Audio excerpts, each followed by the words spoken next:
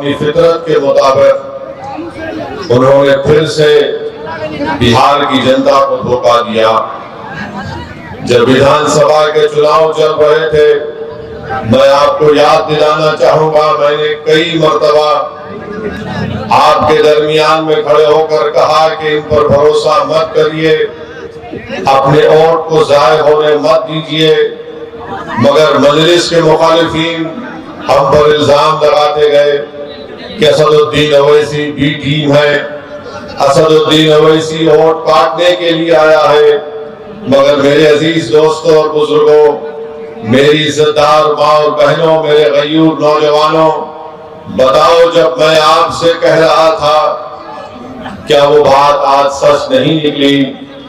जिसको आपने भरोसा कर उसको वोट दिया, उसने एक मर्तबा नहीं कई मर्तबा आप लोगों को ठगा है। आपने सेकुलरिज्म के नाम पर, आपने बीजेपी को रोकने के नाम पर, मोदी को रोकने के नाम पर आपने वोट दिया। मगर बताइए आज आप क्या देख रहे हैं? इल्जाम अख्तरुल ईमान पर लगता है कि अख्तरुल ईमान और असदुद्दीन अवैसी और आफ्ताब इंजीनियर बिहार में वोट तोड़ने के लिए आए हैं। मैं उनसे पूछना चाह रहा हूं, बताओ आज जिम्मेदार कौन है?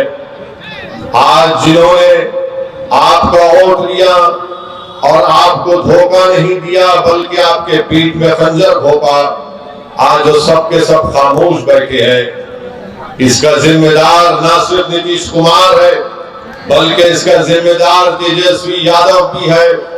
इसका जिम्मेदार भारत के वजीर आजम नरेंद्र मोदी है। ये तमाम के तमाम तीनों पलटू मास्टर है, बोलते एक है और सत्ता के लिए कुछ भी कर जाते हैं। अगर हम चुनाव लड़ते हैं तो हम पर इल्जाम लगा दिया जाता है।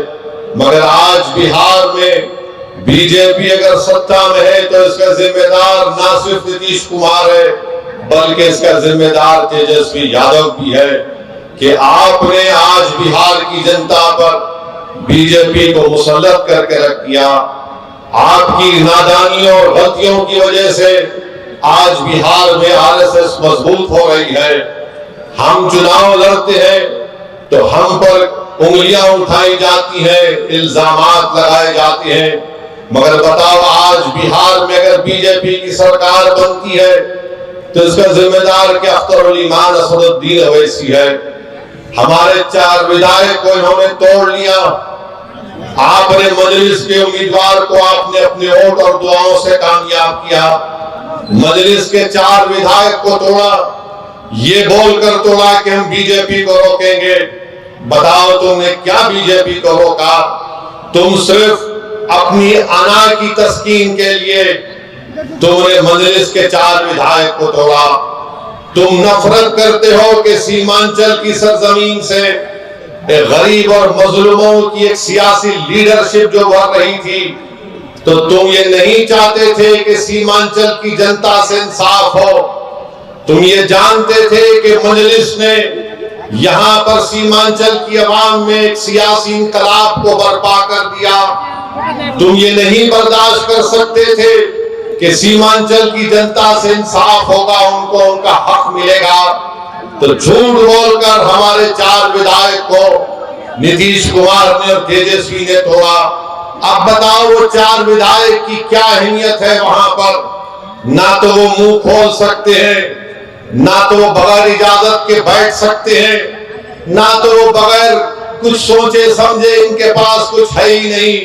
मगर मजलिस ने जो सीमांचल की सरजमीन पर जो एक सियासी इंकलाब को बर्पा किया, तो ये बात ना मोदी को पसंद आई, ये बात ना तेजस्वी को पसंद आई, ना ये बात नीतीश कुमार को पसंद आई। वो हरगिज नहीं चाहते कि सीमांचल से आपकी एक सियासी क़ियादत उभरे। वो हरगिज ये नहीं चाहेंगे कि बिहार में आपकी सियासी क़ियादत उभरे। बिहार में ये पैगाम दे दिया गया, बिहार में, भाई साहब रुकिए, बिहार में सिर्फ यही चाहते हैं कि यादवों का नेता हो, कोई गुनाह नहीं है। बिहार में कुर्मी कुशवाहा का नेता हो, कोई गुनाह नहीं है। बिहार में भूमिहार का नेता हो कोई गुनाह नहीं है, बिहार में प्रकाश का नेता हो कोई गुनाह नहीं है। गुनाह उस वक्त हो जाता है जब गरीब और मजलूम मुसलमान खड़ा हो जाता है।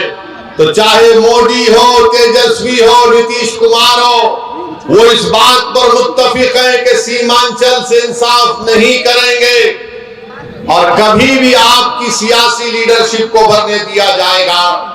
इसीलिए धोखा देकर, आपकी पीठ में खंजर मारकर, आपके वोटों से मुंतखब शुदा आपकी